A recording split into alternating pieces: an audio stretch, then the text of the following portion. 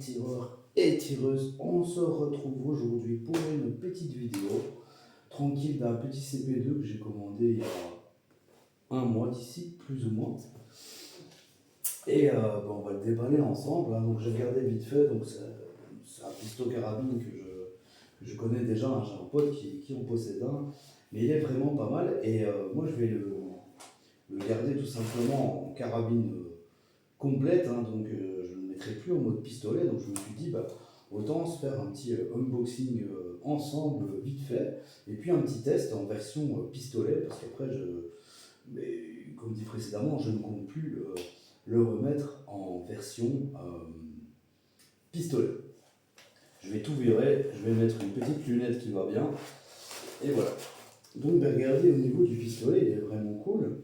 Pour ceux qui connaissent, en fait c'est le CP1, mis à part qu'il est full polymère, du coup on n'a pas la poignée en bois. Donc pour ceux qui font juste du tir pistolet, je vous conseillerais plutôt un CP1, hein.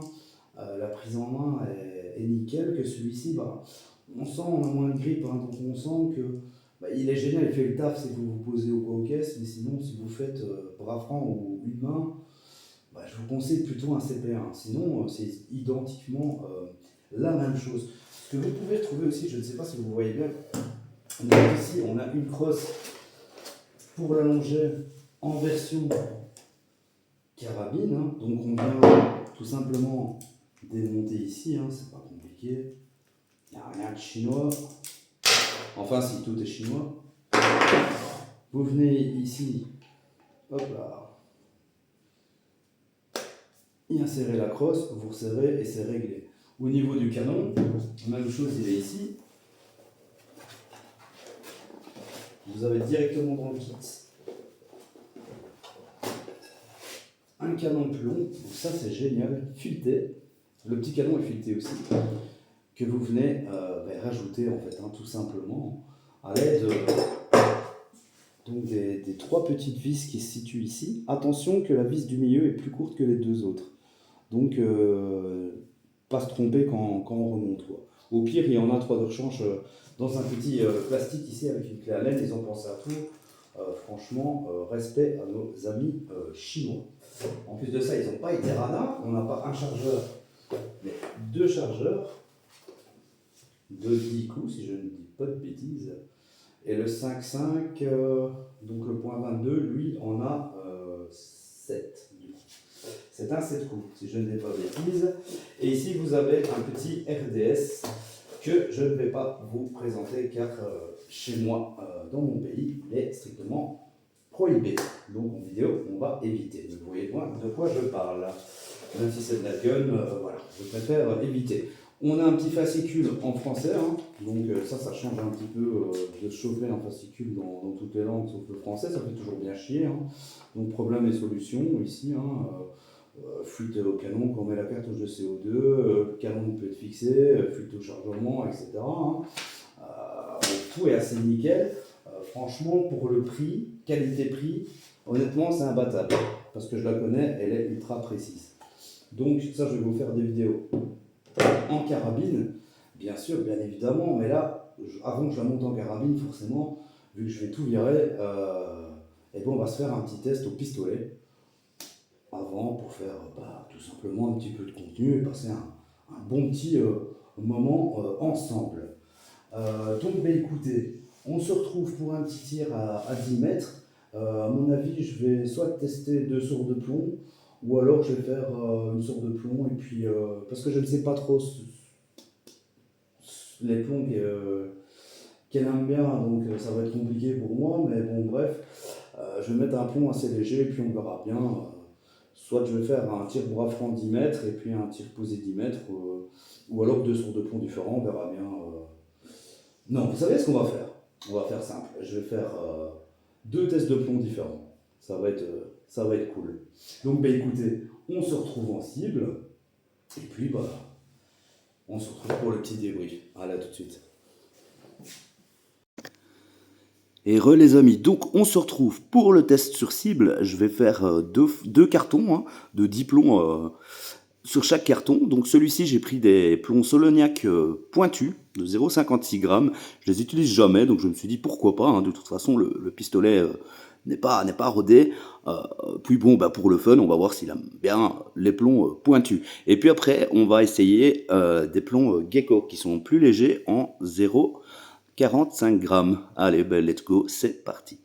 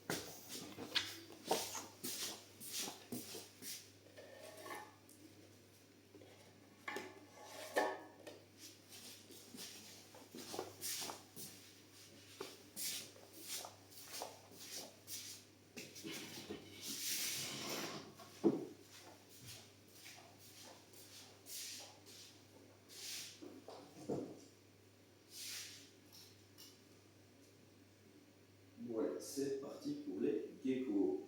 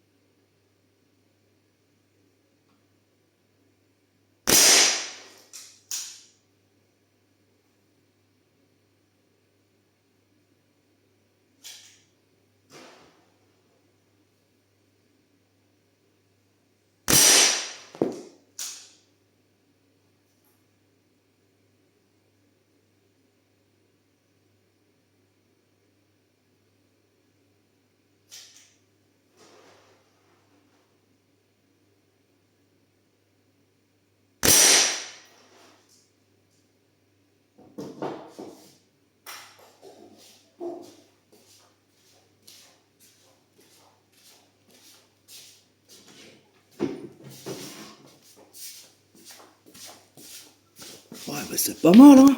Bon, allez, on se retrouve pour le... Et les amis, on se retrouve pour le petit débrief. Alors, parlons groupement. Bon, quand on va parler groupement, on va rester dans le contexte. Il est tout neuf, le canon n'est pas rodé et je ne connais pas encore les plombs qui lui iront le mieux. Mais je ne suis pas déçu du tout. Alors ici, avec les Solognac pointus en 0,56 grammes, celui-ci on ne va pas le compter, là ça reste franchement très correct. Hein. Très correct, hein. On est sur peut-être, je dirais 3 cm sur 2, quoi. Franchement, c'est nickel. En sachant que je ne suis pas posé sur un sac de sable. Hein. J'ai juste posé mon coude sur la table, j'étais assis et j'ai tiré à deux mains. Donc c'est du semi-bras franc, on va dire, hein, ça bouge quoi. Donc très très très bon résultat à 10 mètres. Et aussi avec les geckos, bah, même chose, hein, très très bon. Moi, ici, j'ai sûrement dû bouger comme un peu partout. Hein, voilà, j'étais pas posé sur un sac, mais franchement, c'est vraiment pas mal. Honnêtement, ce que j'en pense, bah, écoutez, je lui trouve pas de défaut. Je lui trouve pas de défaut. En plus de ça, il est modulable dans tous les sens. Hein.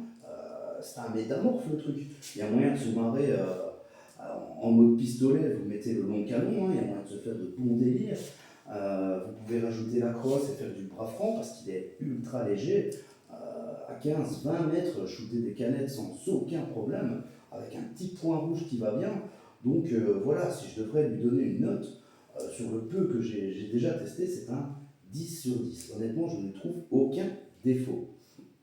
Alors, petite chose, ce n'est pas un défaut, mais ce qui est assez marrant en fait, c'est que j'ai tourné la vidéo d'intro hier et j'ai fait le tir bah, du coup le lendemain, donc aujourd'hui, mercredi, là où je vais publier la vidéo. Et avant de commencer la vidéo tir, ben, j'ai regardé une vidéo de YouTube de Tonton Plombeur. Hein.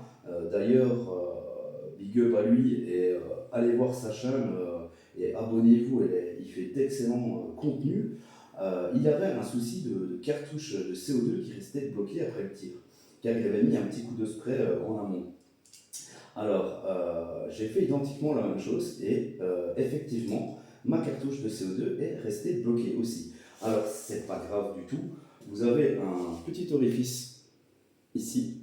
Vous venez avec une petite tige et vous l'enlevez sans aucun problème. Ce n'est pas un défaut en soi. Mais du coup, voilà, il vaut mieux mettre un petit coup de spray après le tir et pas avant.